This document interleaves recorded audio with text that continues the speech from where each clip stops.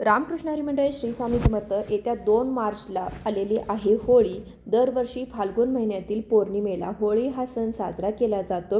2 मार्चला हुताशनी पौर्णिमा आहे आणि या दिवशी होळीचा सण साजरा केला जाणार आहे। तर पहा, या हुताशनी पौर्णिमेचा प्रारंभ 2 मार्चला संध्याकाळी 5:55 सुरू होणार आहे आणि या पौर्णिमेची समाप्ती 3 मार्चला संध्याकाळी 5:07 होणार आहे।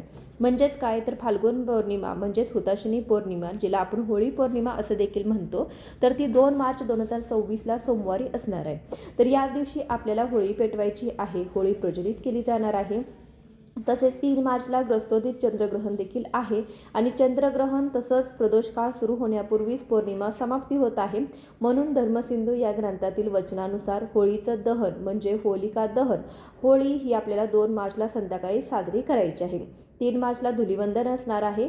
या दिवशी वर्षातील पहिलं चंद्रग्रहण सुद्धा असणार आहे। चंद्रग्रहण आपल्या संपूर्ण भारतामध्ये दिसणार आहे, त्यामुळे चंद्रग्रहणाचे नियम वेद जे काही आहेत, सूतक काळ आहे, तर ते सुद्धा आपल्याला पाळावा लागणार आहे। होळीचा सण आपल्या हिंदू धर्मामध्ये अत्यंत महत्त्वाचा मानला जातो। होळी या सणाचं फक्त हिंदू धर्मातच महत्त्व नाही, तर इतर शास्त्रामध्ये देखील याचं महत्त्वाचं स्थान आहे। होळी दहन म्हणजेच मनुष्याला आपल्या मनातील वाईट विचारांना होळीप्रमाणे आगीत जाळून राख करणे, या गोष्टीचे हे प्रतीक आहे। होळीचा अर्थ केवळ लाकडे जाळणे नाही, तर आपल्या मनातील लोभ, क्रोध, अहंकार आणि वासना यासारख्या वाईट प्रवृत्तींना अग्निसाक्ष नष्ट करणे असा देखील होतो आणि म्हणून हा सण आपण वाईटावर चांगल्याची मात म्हणून साजरा करत असतो। या दिवशी आपल्यामध्ये असणारी नकारात्मकता, वाईट गोष्टी जी आहे, तर ती आपल्याला होळीच्या अग्नीमध्ये जाळून टाकायचे आहेत आणि चांगले गुण जे आहेत तर ते अंगी बाळगायचे आहेत। म्हणून हा सण जो आहे तर तो साजरा केला जातो। तसेच या सणामागे अनेक धार्मिक कथासुद्धा सांगितल्या जातात। धार्मिक दृष्टीने होळीचा सण हा खूप महत्त्वाचा असल्यामुळे या दिवशी ज्योतिषशास्त्रामध्ये सांगितलेले काही महत्त्वाचे नियम जे आहेत, तर ते आपल्याला होळीच्या दिवशी पाळायचे आहेत। होळीच्या दिवशी तुमच्या घरामध्ये तुमच्याकडे कोणी कितीही मागितले तरी देखील आपल्याला काही 3 वस्तू कोणालाही द्यायच्या नाहीत आणि 99% लोकांना ही गोष्ट अजूनही माहीत नाही। जर आपण होळीच्या पवित्र दिवशी आपल्या घरातून या 3 वस्तू कोणाला दिल्या तर माता लक्ष्मी घरातून साथ सोडून निघून जाते, घरामध्ये दारिद्र्य, गरिबी येते, कुटुंबामध्ये आर्थिक समस्या येऊ लागते, घरामध्ये भांडणे, आजारपण हे सुद्धा येईल। तर अशा कोणत्या 3 वस्तू आहेत ज्या आपल्याला होळीच्या दिवशी कोणालाही द्यायच्या नाहीत, याबद्दलची संपूर्ण माहिती आजच्या या व्हिडिओमध्ये आपण पाहणार आहोत। त्यामुळे व्हिडिओ कुठेही स्किप न करता शेवटपर्यंत आवर्जून पहा।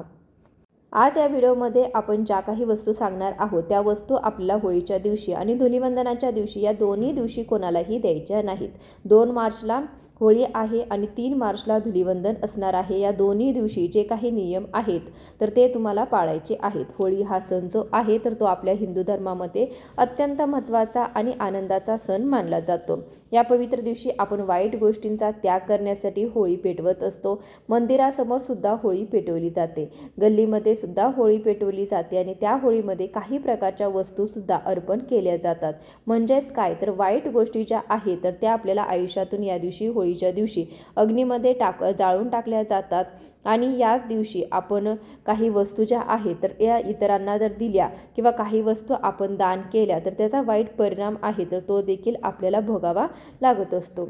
बऱ्याच वेळा आपण असं म्हणतो की पहा की मी भरपूर कष्ट मेहनत करत आहे, परंतु माझ्या कष्टाला योग्य ते फळ मिळत नाही किंवा माझ्याकडे पैसाच टिकत नाही। अशा वेळी काय होतं, जेव्हा विशेष अशा काही तिथी असतात तर त्या तिथीवरती आपल्याकडून काही अशा छोट्या मोठ्या चुका ज्या आहेत तर त्या कळत नकळत होत असतात आणि म्हणून आपल्याकडे लक्ष्मी स्थिर राहत नाही, लक्ष्मी आपली साथ सोडून निघून जाते, घरात गरिबी दरिद्रता जी आहे तर ती येऊ लागते, आपल्याला सुद्धा अनेक समस्यांचा सामना करावा लागत असतो आणि म्हणून शास्त्रानुसार ज्या काही वस्तू सांगितलेल्या आहेत तर त्या आपल्याला होळीच्या दिवशी चुकूनही कुणालाही द्यायच्या नाहीत। अगदी तुमचा सक्का भाऊ असेल तर त्याला सुद्धा तुम्हाला या ज्या वस्तू आहेत तर त्या द्यायच्या नाहीत। तर याचे वाईट परिणाम जे आहेत तर ते तुम्हाला स्वतःला भोगावे लागू शकतात. त्यामध्ये सगळ्यात महत्त्वाची गोष्ट म्हणजे होळीच्या दिवशी चुकूनही कोणाला पैसे उधार देऊ नका आणि कोणाकडूनही तुम्ही उधार पैसे घेऊ नका.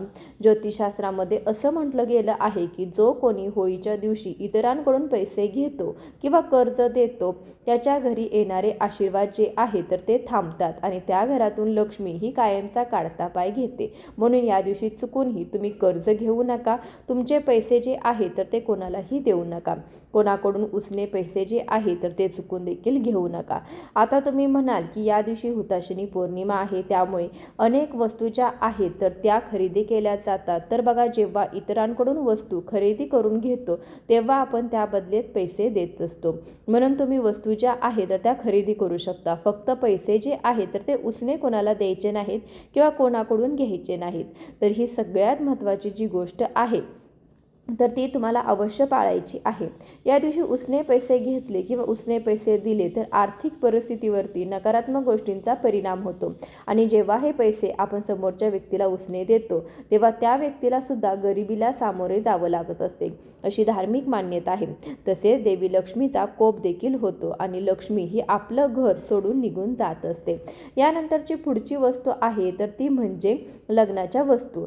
ज्योतिषशास्त्रानुसार होळी दहनाच्या दिवशी विवाहित महिलांनी आपल्या लग्नातील इतर वस्तू ज्या असतात, जसे काही स्त्रियांचे दागिने असतील किंवा इतर काही लग्नातल्या मौल्यवान वस्तू असतील, त्या कोणत्याही बाहेरच्या स्त्रीला तुम्ही देऊ नका किंवा या वस्तूंचं दानसुद्धा तुम्ही करू नका. या वस्तू जर आपण बाहेरच्या एखाद्या स्त्रीला वापरलेल्या दिल्या की तर ते पतीसाठी खूप हानिकारक मानले जाते. तसेच पतीच्या कुंडलीतील शुक्रग्रह हा देखील कुमकुमत होतो. शुक्रग्रह हा धनासंबंधित मानला जातो. त्यामुळे या दिवशी स्त्रियांनी आपले दागिने, मौल्यवान वस्तू किंवा सुवासिनी स्त्रीला कुठल्याही इतर देऊ नका. दानच नाही तर वापरायला सुद्धा द्यायचं नाही. त्यामुळे आपल्या पतीची प्रगती ही खुंटत असते. त्यामुळे ही एक चूक महिलांनी अजिबात करू नका. कारण की बऱ्याच वेळा असं होतं की आपण एखाद्याला गरज आहे म्हणून आपली टिकली असो, आपल्या बांगड्या असो किंवा आपलं काही मेकअपचं सामान असो, आपलं काही ज्वेलरी असो तर ती एक दिवस का होईना वापरायला देतो. परंतु अशा तिथीच्या वेळेस तुम्हाला ही एक चूक जी आहे तर ती करायची नाही.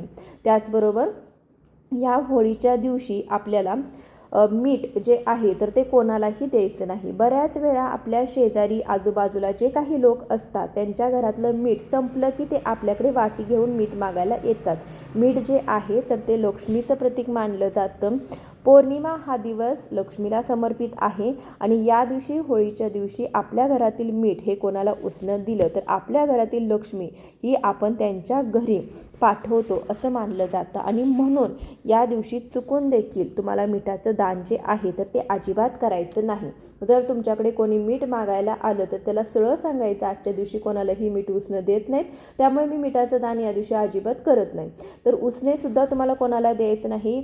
त्याचबरोबर तुम्हाला तुमच्या घरातील साखर जी आहे तर ती साखर सुद्धा कोणाला द्यायची नाही. होळीच्या पवित्र दिवशी आपण साखर इतरांना उसने किंवा साखर दान केली तर शुक्रग्रह जो आहे तर तो कुमकुमत होतो. त्याचा प्रभाव जो आहे तर तो कमजोर होतो, प्रभाव कमी होतो आणि शुक्रग्रह जो असतो तर तो आनंद आणि समृद्धीचं प्रतीक मानला जातो. त्यासाठी त्याचा जर प्रभाव कमी झाला आपल्या कुंडलीतून आपल्या जीवनामध्ये अनेक समस्या येत असतात. तसेच आर्थिक अडचणीसुद्धा येत असतात. त्यामुळे चुकूनही या दिवशी महिलांनी आपल्या शेजारच्यांना साखर जी आहे तर ती उसनी देऊ नका. ही महत्त्वाची एक गोष्ट तुम्हाला आवर्जून लक्षात घ्यायची आहे. तसेच या दिवशी तुम्हाला पांढऱ्या रंगाच्या वस्तू जसे की दूध असेल, दही असेल तर या वस्तू देखील तुम्हाला इतरांना द्यायच्या नाहीत. या वस्तू लक्ष्मी स्वरूप असतात. लक्ष्मीला आपल्या घरातून टिकवून ठेवायचं असेल तर या दोन वस्तू तुम्हाला होळीच्या दिवशी, धुलीवंदनाच्या दिवशी सुद्धा कोणालाही द्यायच्या नाही. तसेच या दिवशी आपल्या घरातील झाडू हा सुद्धा बाहेरच्या कोणत्याही व्यक्तीला देऊ नका. बऱ्याच वेळा असं होतं की आपल्या शेजारी जे कोणी राहतं त्यांचा झाडू कधी कधी सापडत नाही. अशा वेळी आपल्याकडे 5 मिनिटासाठी झाडू मागतात. अशा वेळी सहज आपण आपल्या घरातील झाडू काढून त्यांना देत असतो, परंतु हे ज्योतिषशास्त्रानुसार पूर्णपणे चुकीचं आहे. झाडूला लक्ष्मी म्हटलं जातं.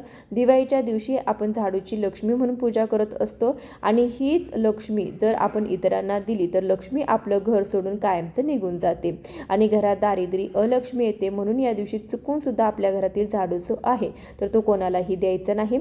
या काही महत्त्वाच्या वस्तू ज्या आहेत त्या आपल्याला होळीच्या दिवशी आणि धुलीवंदनाच्या दिवशी म्हणजे 2 मार्च आणि 3 मार्च या दिवशी कोणालाही द्यायच्या नाहीत. जर कळत नकळत या वस्तू तुम्ही कोणाला दिल्या तर त्याचे वाईट परिणामसुद्धा तुम्हाला भोगावे लागू शकतात. त्याचबरोबर या होळीच्या दिवशी बघा, तुम्हाला चुकूनही काळ्या रंगाचे कपडे जे आहे तर ते परिधान करायचे नाहीत, कारण की होळीच्या दिवशी नकारात्मक शक्तीचा प्रभाव जो असतो तर तो खूप जास्त प्रमाणामध्ये असतो. काळा रंग जो आहे तर तो नकारात्मक ऊर्जा हा खूप जास्त प्रमाणामध्ये आकर्षित करत असतो, म्हणून तुम्हाला काळ्या रंगाचे कपडे परिधान करायचे नाहीत. अगदी घरातील लहान मुलांपासून ते मोठ्यांपर्यंत सर्वांनी या दिवशी हा नियम नक्की पाळायचा आहे. यासोबतच या दिवशी पांढऱ्या रंगाचे कपडे सुद्धा परिधान करू नये. या व्यतिरिक्त तुम्ही लाल, पिवळा, हिरवा, निळा, जांभळा आणि गुलाबी या रंगाचे कपडे जे आहेत तर ते परिधान करू शकता, परंतु हे 2 जे रंग आहेत तर ते तुम्हाला पूर्णपणे वर्ज्य करायचे आहेत. त्याचबरोबर या दिवशी स्त्रियांनी होळीची पूजा करताना किंवा होळीचं दहन करताना तुम्हाला चुकूनही आपले केस जे आहे तर ते मोकळे ठेवायचे नाहीत. आपलं डोकं जे आहे तर ते तुम्हाला झाकून घ्यायचं आहे, म्हणजे उघड्या डोक्याने होळीची पूजा जी आहे तर ती करायची नाही. आपण मोकळ्या केसांनी किंवा उघड्या डोक्याने जर होळीची पूजा केली तर नकारात्मक शक्तीचा प्रभाव हा आपल्यावरती खूप जास्त पडत असतो. हा नियम फक्त स्त्रियांनी नाही तर पुरुषांनी सुद्धा पाळायचा आहे. पुरुषांनी सुद्धा होळी दहन करत असताना अशा वेळी पुरुषांनी सुद्धा आपल्या डोक्यावरती टोपी घालायची आहे किंवा रुमाल तरी तुम्हाला ठेवायचं आहे. त्याचबरोबर बघा, आपण दर पौर्णिमेला सत्यनारायण पूजा करत असतो. आता बऱ्याच जणांना प्रश्न पडलेला आहे की सत्यनारायण पूजा ही नेमकी कधी करावी, तर सत्यनारायण पूजा सुद्धा तुम्हाला 2 मार्चला सोमवारी संध्याकाळी करायची आहे. 6 नंतर तुम्ही बघा या दिवशी सत्यनारायण पूजा करू शकता. तसेच होळी दहन सुद्धा तुम्हाला 6 नंतर करू शकता.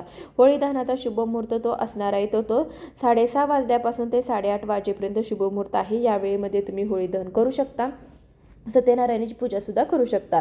यानंतर 3 मार्चला धुलीवंदन आहे. आपल्याला होळीचं दहन किंवा सत्यनारायण पूजा ही करता येणार नाही, कारण की पौर्णिमेची समाप्ती ही 3 मार्चला सायंकाळी 5:07 होणार आहे. त्यामुळे आपल्याला या दोन्ही गोष्टी ज्या आहेत तर त्या 2 मार्चलाच करायचं आहे. ही अत्यंत महत्त्वाची माहिती तुमच्यापर्यंत पोहोचवण्याचा प्रयत्न केलेला आहे. व्हिडिओ शेवटपर्यंत पाहिल्याबद्दल खूप खूप धन्यवाद. व्हिडिओ तुम्हाला आवडला असेल तर व्हिडिओला एक लाईक करून जास्तीत जास्त लोकांपर्यंत नक्की शेअर करा. भेटूया अशाच एखाद्या व्हिडिओसोबत. तोपर्यंत खूप खूप धन्यवाद.